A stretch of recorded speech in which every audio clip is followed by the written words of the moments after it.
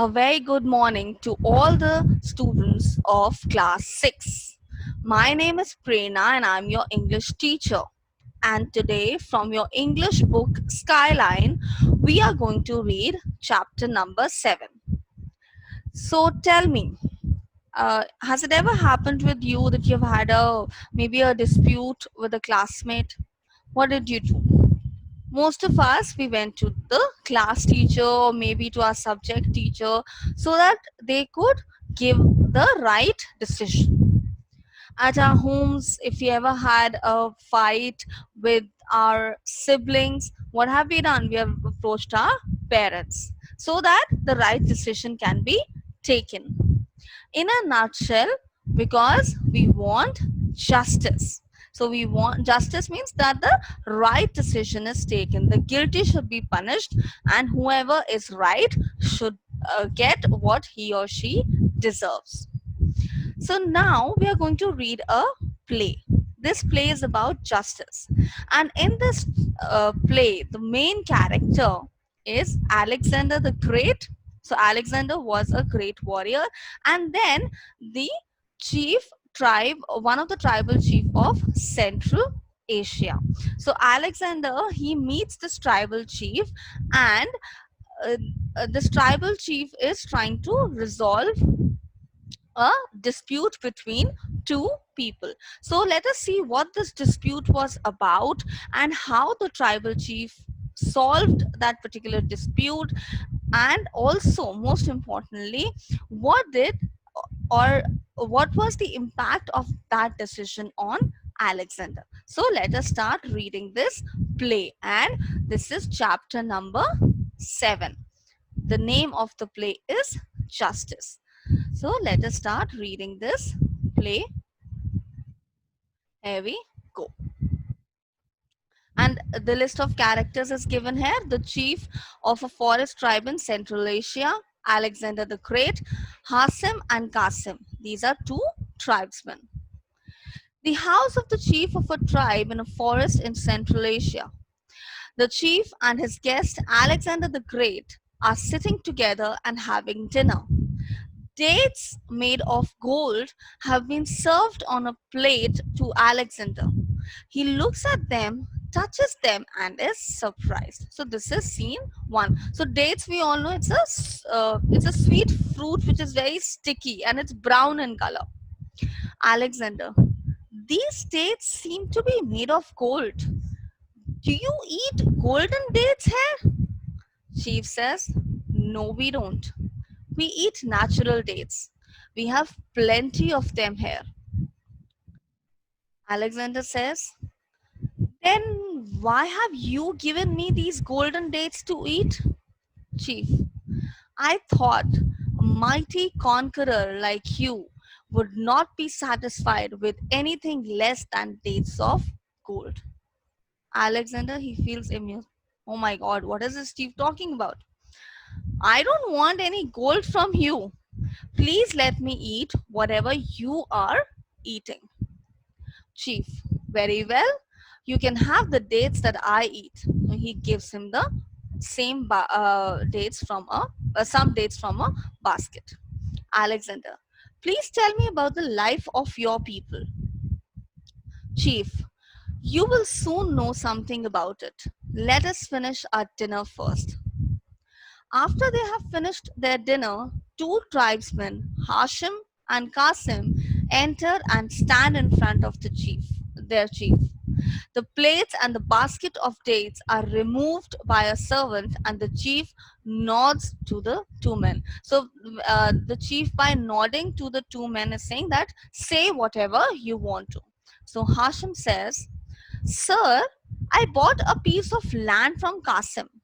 When I plowed it, I found 2 bags of gold buried in the soil.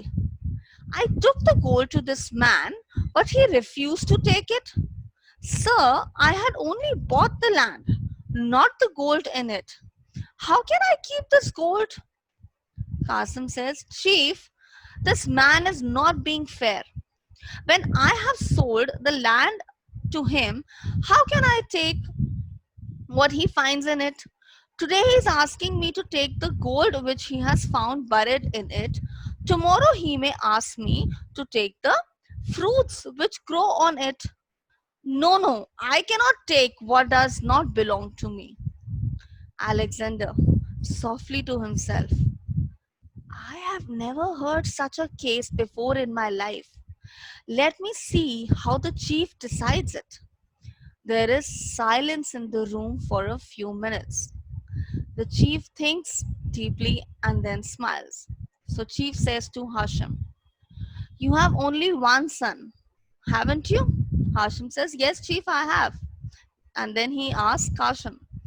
Chief asks Qasim, and you have only one daughter, am I right? Qasim says, yes, chief. So chief says, then the solution is very easy.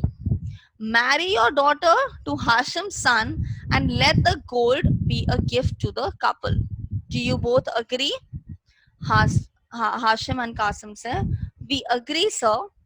Hashim and Qasim go out happily. Alexander is amazed. He's surprised. He's speechless. He doesn't know what to say. And he's like, what sort of a problem was this?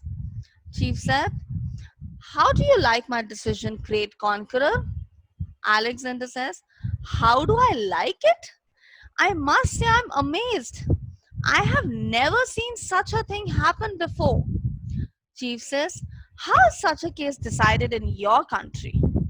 Alexander says, such a case would never come up in my country. There, if a man finds buried treasure, he hides it carefully for his own use. And what does your government do if it gets to know that buried treasure has been found? So Alexander says, the government take all of it and punishes the man who hides it. Chief says, how strange. Taking the wealth for which you have not worked and punishing the man who has been lucky. You can't call it justice, can you? Alexander is short of words. He says, well, and he's really not able to say anything. So, Chief says, let me ask you a few questions. Does the sun shine in your country? Alexander is like, what a question. The sun shines all over the world. It shines in my country as it shines here. So, Chief, he asked another question to Alexander. And does the rain fall on your land? Alexander says, yes, it does. We have plenty of rain and sunshine in our country. Chief says, wonderful. There are many gentle, harmless animals in your country, aren't they? Alexander says, there are. But why do you ask these strange questions? Chief says, my questions aren't strange, sir. I was wondering why the sun shines and the rain falls in a country where there is no justice. I've got the answer now. The sun shines and the rain falls there for the sake of those gentle creatures, the animals. Alexander thoughtfully, I've learned a great lesson today and I thank you for it. So, wasn't that an interesting case that a person has found a uh, a bag of gold and he's saying, I will not take it because I've only purchased the land, so I will not take anything else. And the other man also says that though you've got it from the land that I've sold you, still I will not take it. And the justice that the chief gave. So, an interesting thing that we have learned in this play is that taking away something from someone that he or she deserves is not justice. And nature, most importantly, nature always does justice to anything or anyone who is gentle, who is harmless. So I hope all of you enjoyed reading this play. Thank you so much.